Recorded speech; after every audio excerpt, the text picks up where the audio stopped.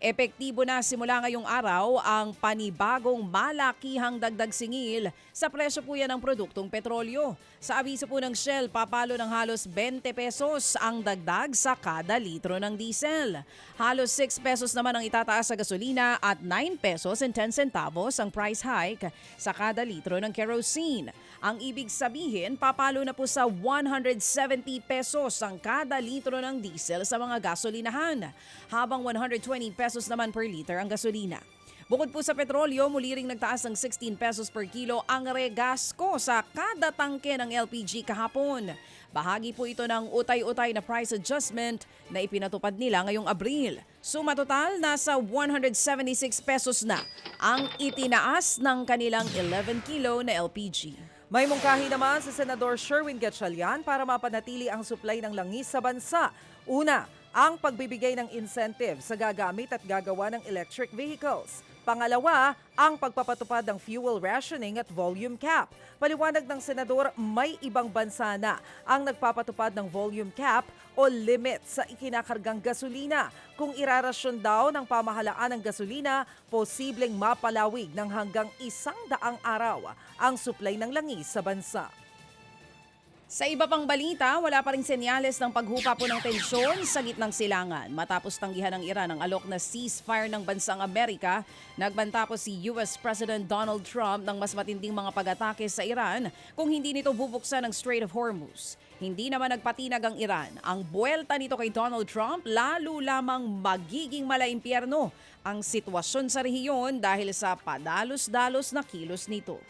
Pinabulaanan naman ng palasyo ang mga alegasyon na masama ang kondisyon ni Pangulong Bongbong Marcos. Umugong ang balitang may sakit ang Pangulo matapos hindi makadalo sa isang event para sa mga OFW sa Quezon City kahapon ng umaga. Hindi na nagbigay ng detalye o paliwanag ang palasyo tungkol dito, pero itinanggi nito ang mga kumakalat na post sa social media na may sakit ang presidente. Kagabi, personal na ring nagpakita sa publiko si Pangulong Marcos matapos pangunahan ang panunumpa ng opisyal ng Vice Mayor's League of the Philippines sa Malacanang. Kahapon ng hapon. Kahapon ng hapon. Ito, Hay, susunod na ibabalita ko, wag mo na kayo masyadong masaya. Nakatakda pa lang kasuhan. Hindi naman ibig sabihin pag kinasuhan, kulong agad, mga kapatid.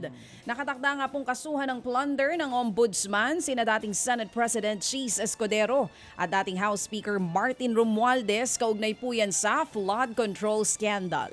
Lumabas nga po sa investigasyon ng ombudsman na nagsabwatan daw sina Escudero at Romualdez sa pandarambong kaugnay po yan ng flood control projects. Planong isampa ang kasong plunder sa Sandigan Bayan sa Mayo. Bukod sa pagkakadawit kina Escudero at Romualdez sa flood control scam, posible rin daw na nilabag nila ang batas sa pagbuo ng 2024 at 2025 national budget. Ayon kay Ombudsman Remulla, marami pang miyembro ng Kongreso ang posibleng masampahan ng kasong plunder sa mga susunod na buwan.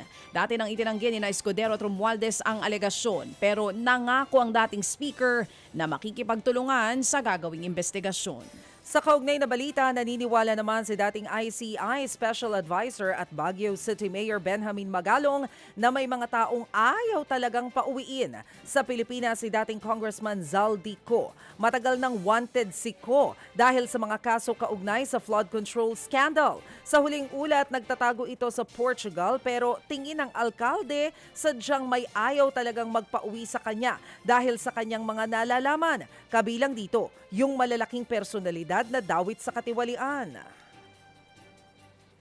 Sayang lang yung mga videos na pinapadala niya kung hindi yan ma-translate into a document, yung testimony under oath. Yan dapat ay importante doon para magamit na ebidensya. Sayang lang yung mga video niya na yan. Walang kwenta yan. Pero nasaan ang effort? Siguro kailangan talaga na matinding effort talaga na pabalikin siya. Kaya naman eh. Kaya naman. So yung Pero sinasabi siguro may mga tao siguro ayaw siyang pabalikin. Isa na diyan yung dating speaker natin, si Speaker Romualdez. Diba? At yung mga kasamahan pa nila diyan sa inner circle nila. Yan po ang tinig ni Baguio City Mayor Benjamin Magalong. Sa iba pang balita, maghihigpit na raw sa panghuhuli ang mga otoridad na mga nagiinuman at nakahubad sa kalye. Ayon po sa Philippine National Police at DILG, diretso kulungan na. ang lahat ng maglalatag ng mesa at upuan sa kalsada para mag-inuman. Alinsunod po yan sa programang ipatutupad na Safer Cities Initiative o Mas Ligtas na Lungsod sa buong bansa. Paliwanag ni Interior Secretary John Vic Remulla, madalas daw kasing pinagmumula ng sexual harassment ang away at away ang inuman sa labas. Ipagbabawal din ang paglalakad sa labas ng nakahubad. Pagpapatupad ng curfew sa mga menor de edad mula alas 10 ng gabi at maging ang pagbabawal sa videoke pagpatak ng alas 10 ng gabi.